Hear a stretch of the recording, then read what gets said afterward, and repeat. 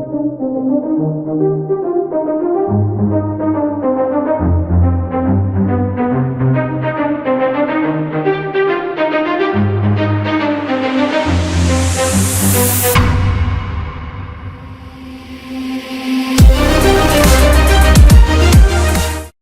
and gentlemen, welcome to the Community Dialogue, a special public interest show by Kristina Television. My name is Godswill. I'm the publisher, editor-in-chief of Kristina Television. I'll be your host today. With me here on my right is the president, Bonny Graduate Forum, Mr. Jude Pepple. You're welcome, sir.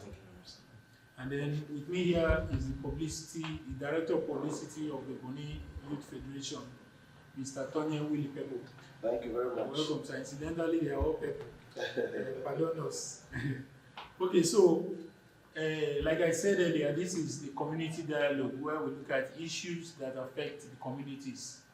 We want to, the intention is to amplify hushed voices, escalate issues that affect the people at the grassroots, at the rural areas. And for today's edition, we are looking at the Bonny marine transport system, how it is managed. Incidentally, yesterday, 3 lives were lost to a boat accident along the Bonny River. And we're here to look at the issues around the marine transport system. And well, let's start with what happened yesterday.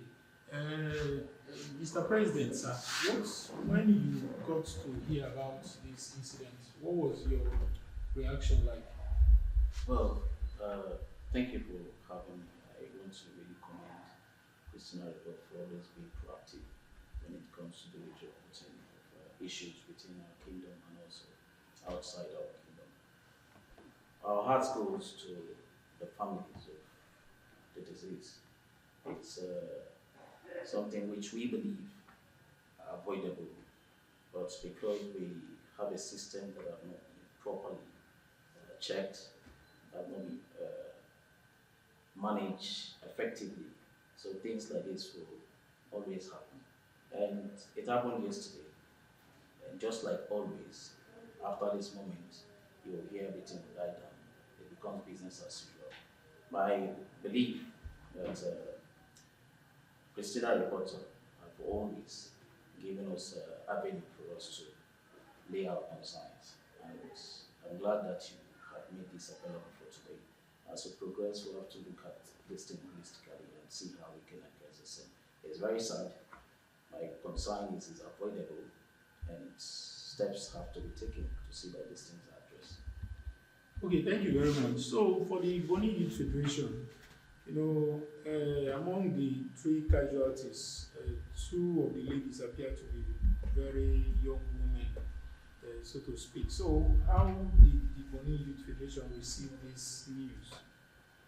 Well,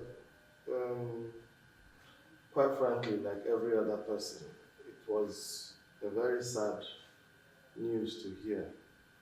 I think I heard it in the morning hours, and it was, first of all, when you got the news, processing it was difficult, and then eventually you begin to hear what unfolded and all that. So it was difficult to stomach, actually. And youth leader, Mr. Bonny, he made efforts to reach out to the Bonny Management, the Marine Transport Association, BMT. He reached out to them to know what transpired and to know how far, what is being done for those who, at the time of the information, were still alive. And he was properly informed that they are taking, when it happened, a boat was sent from Bonny to the location to rescue. And they were able to get as much as they could bring out. And then they went straight to the hospital clinic or so. And unfortunately, while within that period, 3 women were lost, while some were being still resuscitated, which the local government council chairman, of course, intervened and tried to make sure that every other victim survives. So that was pretty much the information he had, and he got back to us that this is what is happening, and that he will also still follow up to make sure that whatever anybody can do to make sure that the remaining ones are alive will be done. So, but it was a sad note overall. Okay, following up on that, now I want to suppose you use the Bonny waterways. Now, what is that thing you think as an individual every time you travel with these speedboats, whether you're coming from Port Harcourt to Bonny or from Bonny to Port Harcourt, what comes across your mind that needs to be done? What's your assessment of the situation, and what do you think should be the way forward? Crossing that river in the way we have been crossing it in God knows how many years now is a scary ordeal, first of all. There's no time one passes through that route that you're not afraid. You know, it becomes a situation of, and then sometimes people say Nigerians pray a lot, but sometimes when you see us pray a lot, it's because nothing is actually really done to correct certain things. Now, you only sometimes look at yourself having only your God. Otherwise, you are left and right, you have the big ocean, and then you are in a small boat that you're not even sure of the engine capacity. So it has been a scary thing, actually. It's very scary, which is one of the reasons why everybody tries to run to LNG or look for other alternatives. And those boats, the company boats, to be fair to them, in as much as they try to accommodate us, but it's their boat. So we need to find our own alternative, sustainable alternative. And if I were to suggest, I'd say that it is a holistic approach that should be, first of all, a state of emergency should be put on the Bonny marine transport. And that has to come with the federal and state governments spearheading it. I know that it's easy for those of us who live here to easily say, oh, what can the traditional institution do? What can the local government do? But if you look at the purview, if you look at the things that, the roles that each of these tiers of government have to play, you find that the bulk in this matter falls on the state government, falls on the federal government, especially because Bonny is a strategic place for economic development of this kingdom. NLNG here and every other thing that is seated here, definitely there will be lots of people crisscrossing the river. So if monies are moved here to develop Nigeria, then there's nothing wrong. In fact, it is too late for us to even request that the federal government and the state government put a state of emergency on the boat transport system. Look at the people who are operating it. Look at bringing investors into the boat marine system for boat transportation. Because when you bring in investors and you assure them of security and other things, that place will be safe. Okay, if I may take it from here, Mr. President. Yes.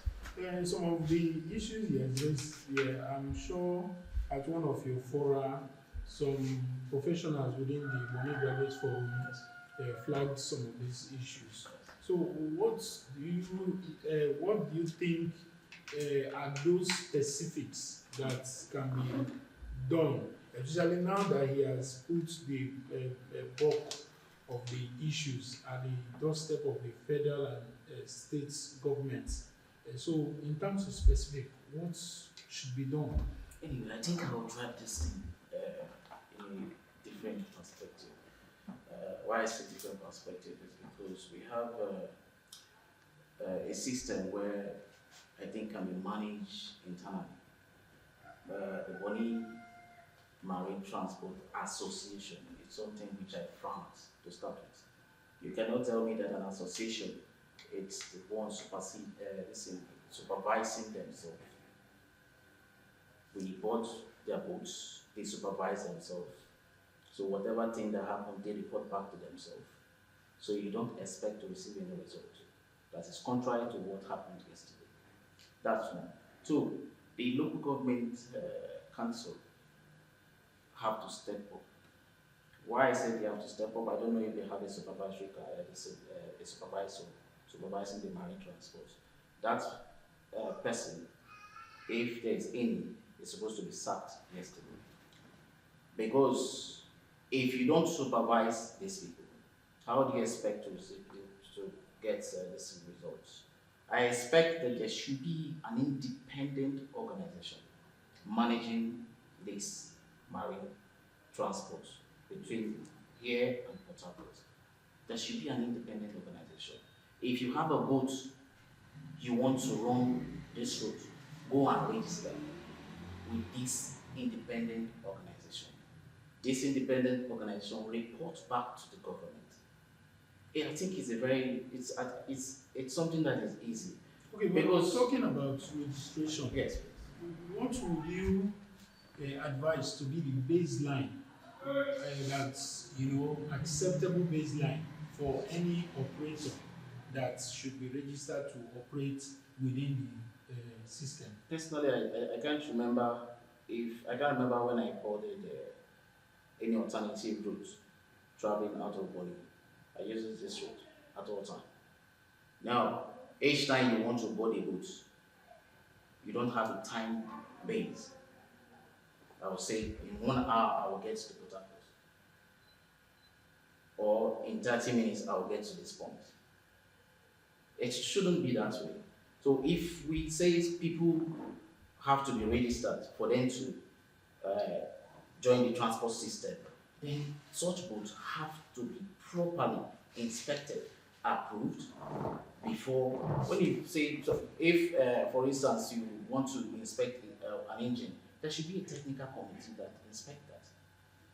The Bonny Graduate Forum, when we had issues with this Akema bridge collapse, with our technical teams was just, it was not something that was difficult for us to get this structural engineers, electrical. So things like this can also be addressed. So you can't tell me that anybody that have a boat and engine should be allowed to carry passengers. And the worst case is when you go to board boats from Bonny to Port Harcourt, you don't even see the boat until when you get to the water side. When you get to the water side, everybody is rushing to enter, so you feel like, let me just enter. That's where the PRO talked about with handing this thing over to God. So when you board the boat, then you say, God help me, let me get to my destination safely. So there should be a holistic approach. The Bonny Maritime Transport Association should be disbanded. I don't know what that means, but it's not supposed to be. If you feel you want, the essence of association is to protect the interests of its members. So if you are the one that is running it and at the same time protecting your members' interests, then nobody can hold you guilty. Okay, on a particular day, I actually escaped by the whiskers, this kind of situation. In fact, the boat was already being submerged. Thank God for the Navy personnel and other people who were around. Eventually, I got back to Bonny. I had to incident the matter with the Marine Police. Now, the issues I flagged were, one, there were no safety briefings, probably because like you've observed, nobody knows anything. The condition of the boat, the state of the engine, how many passengers per boat, the timeline for from departure time to arrival time, and what route is being used. All those information are not available there. Now, if we come back to the Bonny Youth Federation, what can the Bonny Youth Federation do to ensure that these things are in place? There should be a strict compliance to safety regulation. There should be proper vetting of the marine equipment, the engines, the boat, and even the knowledge, the expertise of the drivers. In fact, in that particular incident that involved me, the driver didn't even know what you are talking about when you talk about when I was saying he's the boat captain. He said, no, he's the driver. When the police guys have to now calm down, I started explaining to him that because you are the driver, you are the captain of the boat, and you're supposed to take responsibility for your passengers. Now, imagine it is as bad as that. So what can the Bonny Youth Federation and probably other kingdom institutions do to make sure that the right thing is done within the system? Well, first of all, I think that every institution of the kingdom and every organization of society has their own job descriptions cut out for them. And so sometimes you may not really, much as the disasters that happen will want to prompt you to, even sometimes even do beyond your reach, or you see yourself confined or restrained within the regiment of your activities. But what BYF can do and is doing is to keep engaging institutions that border around marine transportation. We have a plan to actually visit the Ministry of Transportation in Rivers State, because we think that in as much as the kingdom can do what it can do, the local government can do what it can do, but when you talk of BNTA, they need a regulator, like he said, and such regulatory authority can actually have more force if it comes from the state. If the Commissioner for Transport comes here, visits and has a town hall meeting with BNTA, with the local government chairman, with all the institutions of the kingdom, and the aim is for us to nip in the bud once and for all this issue, I'm sure he'll be able to bring out derivatives, things that he can work on. So we continue to engage. BKDC can engage, and all the institutions, because when you continue to engage them, maybe they will see the seriousness in coming to do something about it. Other than that, you cannot go and drive the boat yourself, but you just continue to engage to them, appeal to them, especially the BMTA. It's unfortunate. Okay, even if others don't help you yet, let's say they've not brought new boats or people have not invested in the right direction, you who is the BMTA, you ought to have a proper safety understanding. Teach your drivers. You should coordinate that place. There's a saying, if you don't say I am, nobody will say thou art. You are the BMTA. Okay, now this thing has happened. The next thing everybody will want to say is sue for is that it should be disbanded. And so at the end of the day, what if government disbands BMTA? So it will be a result of they are not thinking properly. You have boat drivers, you should go ahead of yourself as an executive of BMTA to regulate yourselves properly. What are the things you can use to make this boat transportation work better? You go there, the kind of life vest they give you, you don't even want to wear because you're afraid that some tick might get into your cloth. And it might. So if the executive of BMTA don't have the monies to buy these things, why don't they also engage other institutions of government that can procure these safety things for them? Overall, how can a drunk driver get into the river? Apart from just merely smelling it from somebody who is close by, you should be able to check and ensure that your drivers have a culture of care, not to even drink before going on the route. They should have that culture that the lives of people are within their hands. So a lot of it falls on BMTA, but a lot also falls on the state government. As a parent, the state government coordinates the local government. If the state government tells the local government chairman, look, I don't want anybody dying on this sea, they will come together and they will handle things, because sometimes funds are required to do certain things. Okay, if I'll come back to you. There have been speculations, insinuations around town that what happened yesterday was actually avoidable. That probably if there were alternatives, some of these people would have used them, probably by road, or probably different types of water transportation system. Is it a notion you agree with? Well, I don't think whoever that is saying anything that is contrary to what the generality of the public feels. If there is an alternative, I know that people will use that alternative. probably then the marine system will be better because they will want to rebrand to see that they attract customers. So if there are alternatives, of course, we use the alternative. Somebody will not wake up in the morning around 6 o'clock and rush down to the waterside instead of rushing down to the park to take the bus, down to Port Harcourt. So this also gives us an opportunity to call on the federal government and all stakeholders who are making this roads, road that links us to other cities difficult. We don't know what's transpired, but if with what we heard about NLN's willingness to continue their own making available their own counterpart form, and somehow there are issues. We think this is an avenue for us to raise our voice as a people, call on the federal government, because if the young man, the PRO, was talking about called on the federal government, I think this is where I feel I have to call the federal government.